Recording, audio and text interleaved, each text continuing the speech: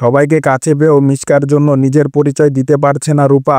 রূপা নিজের পরিচয়টি দিয়ে দিলেই তাদের পরিবার আবার এক হয়ে যায়, কিন্তু মিশকার কারণে যেন কোনো কিছুই সম্ভব হচ্ছে না। জি বন্ধুরা, অনুরাগের ছোঁয়া ধারাবাহিকতার আগামী পর্বগুলোতে আপনারা ঠিক এমনটাই দেখতে পারবেন।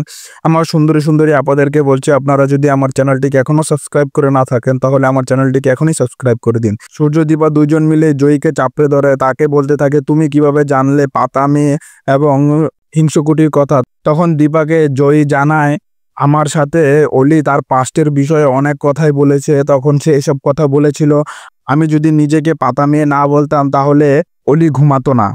তখনই আস্তে আস্তে অলি সবাইকে ডাক দিতে থাকে, মা, পাতা মেয়ে, বাবা তোমরা কোথায়, আসো আমার কাছে আসো। তখন সূর্য সেনগুপ্ত, জয়ী এবং দীপা অলির কাছে যায়। দীপা অলিকে আদর করতে থাকে, সূর্য সেনগুপ্ত অলিকে আদর করতে থাকে।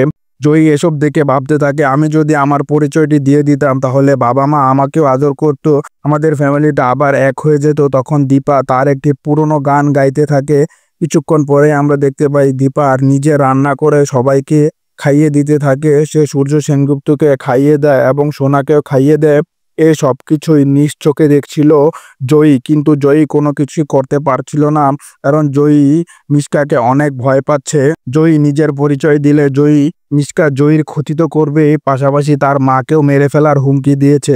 যদি জয়ী তার নিজের পরিচয় দিয়ে দেয় তাহলে সবকিছু ঠিক হয়ে যায়, কিন্তু মিশকা নামক শয়তান তো এখনো বেঁচে রয়েছে।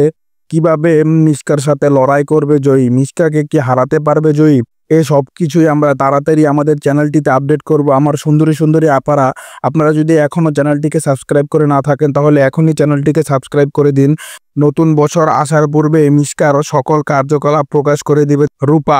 রূপা নিজের পরিচয় খুব তাড়াতাড়ি সবার সামনে প্রকাশ করে দিবে। মিশকার মুখোশ টেনে খুলতে বেশিক্ষণ সময় লাগবে না রূপার। জি বন্ধুরা, আপনারা যদি অনুরাগের ছোঁয়া ধারাবাহিকতার আগামী পর্বগুলো সবার আগে পেতে চান তাহলে আমাদের এই চ্যানেলটিকে এখনই সাবস্ক্রাইব করে দিন এবং অবশ্যই বেল আইকন বাটনটি অন করে দিবেন। পাশে থাকার জন্য ধন্যবাদ।